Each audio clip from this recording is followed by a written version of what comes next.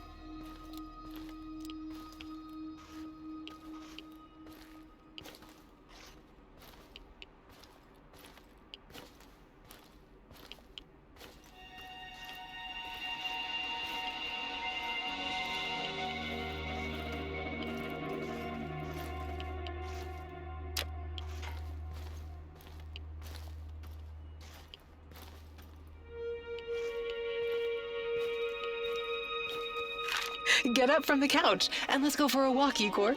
Oh, but it's so cold outside. And it's not even winter yet. Ah, come on, Professor Kumunuk. Exercise is good for you.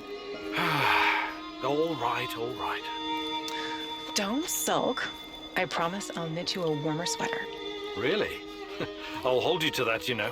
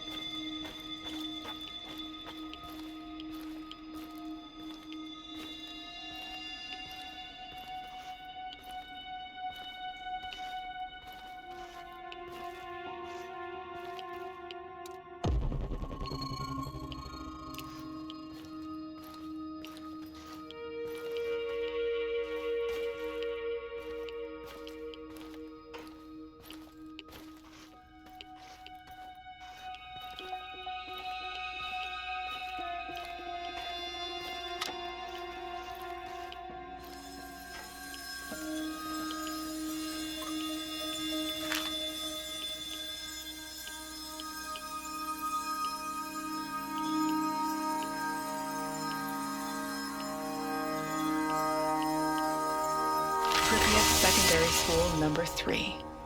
The biggest of the 5. My friend Nadia's daughter used to go here. I remember. They had an outstanding program. Art, languages, and most importantly... Science? Naturally. I bet you can still find a portrait of Lomonosov or Newton hanging up there. Cute. But that's not all they taught us at this school, is it? What are you getting at? Propaganda speeches, military drills, preparing little kids for World War III. What do you do when the evil capitalists drop an atomic bomb on your house? Duck and cover. No. You put on your gas mask and marching boots, grab a rifle and rush the enemy. You kill it. You crush it. You annihilate it. Even when you die, you're not free. So when the party commands it, you rise up from the dead to fight it again. And most of all, you keep your mouth shut. All your life, you protect the state's secrets. Then you take them to your grave.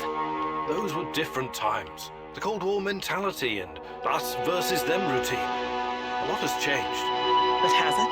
Really? Yes, it has. We live in a new world now. Look around you. How is this new world working out for you? These children, they were raised to fight the enemy. But how do you fight an invisible enemy? You can't see it. You can't taste it. Yet you can feel how it penetrates your body, corrupts you from the inside. And you, Igor? Who are you fighting against? Everyone and everything that stands between me and you, Tanya. And what if you're wrong? What if the enemy is you? What are you saying? Time to move, Igor. We're done here.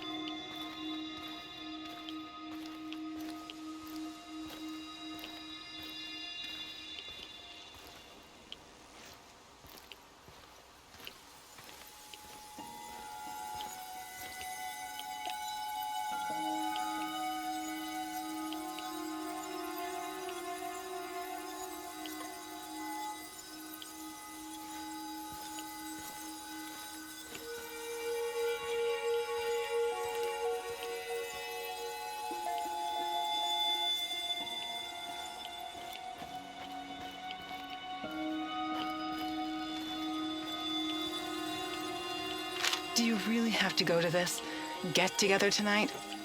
You know I do, Tanya. Semenov will be there, and some big shots from the party, too. So take me with you. I wish I could, but... Why not? Is it some kind of boys' night out in the city?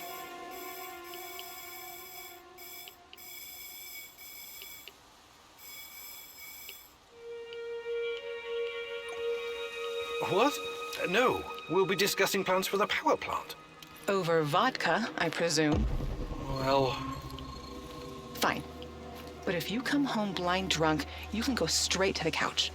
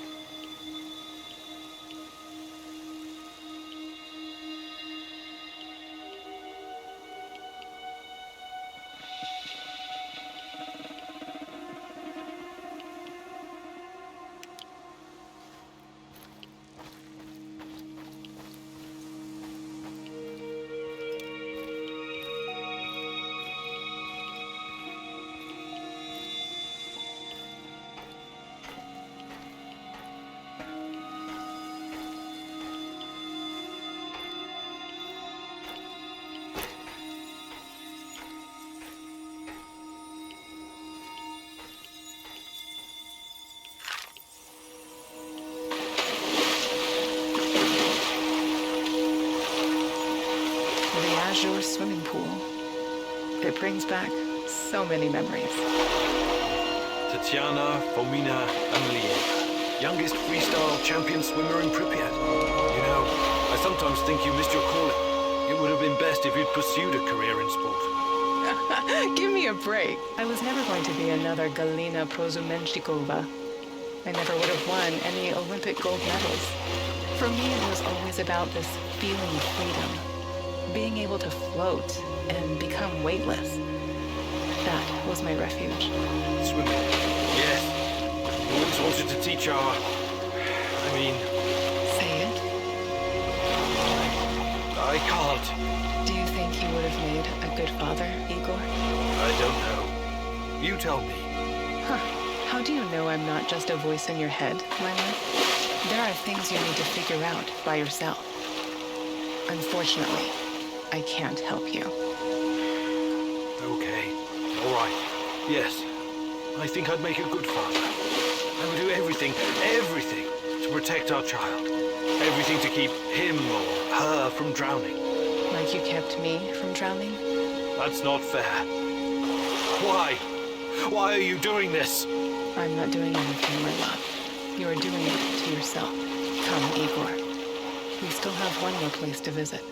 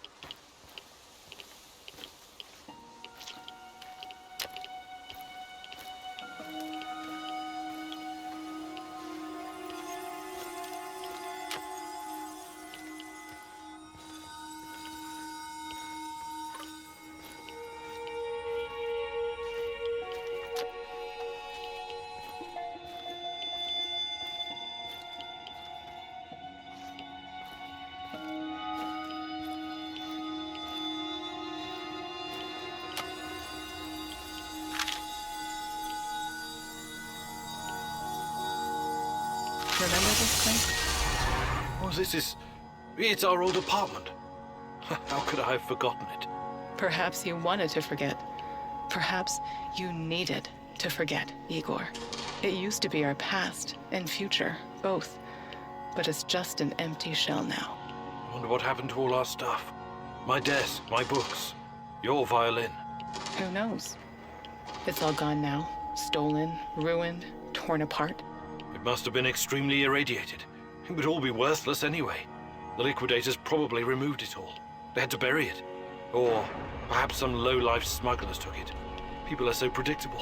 They'll snatch up whatever they can carry if the opportunity arises. I once heard a story about a guy who stole a window because... I don't care about any stupid windows, and neither do you. You're only trying to distract yourself with those pointless little antidotes. From what? From what you should have faced the minute you came back to the zone. Instead, you chose to run around like a cowboy and fight a bunch of mercenaries and unravel the secrets of Chernobylite, when it's been right here all this time, staring you in your face, the truth about us. It's just an empty apartment, Tanya. It's the truth.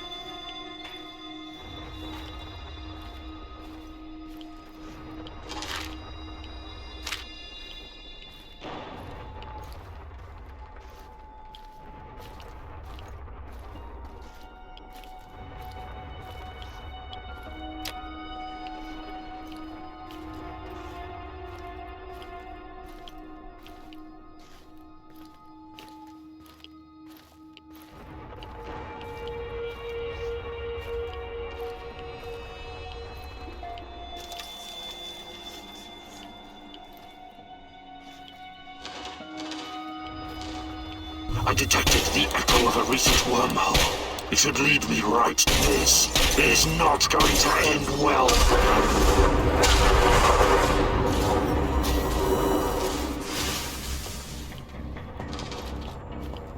them. Let's see what you're made of.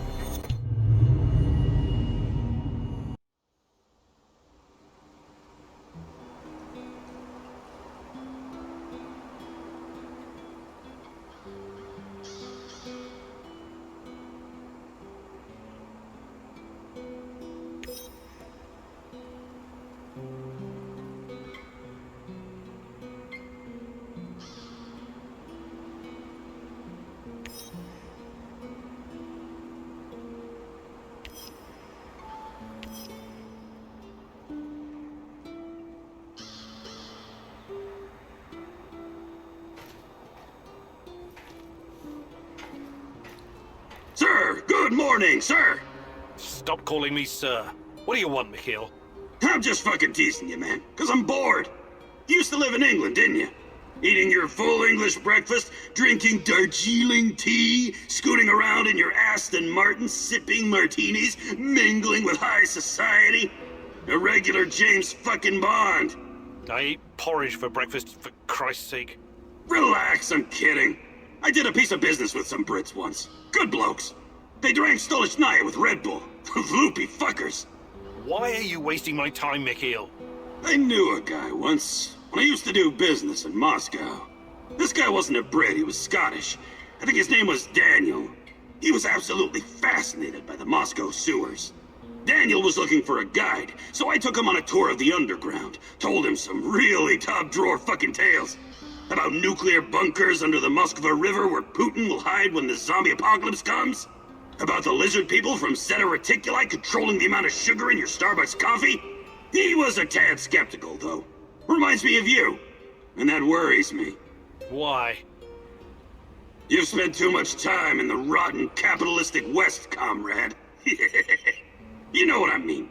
Anyway, I hope our humble way of life isn't too much of a shock for you. Oh, trust me. I'll always be Ukrainian in my heart. Great! I'll drink to that. Yeah, as soon as I find something better to drink, that is.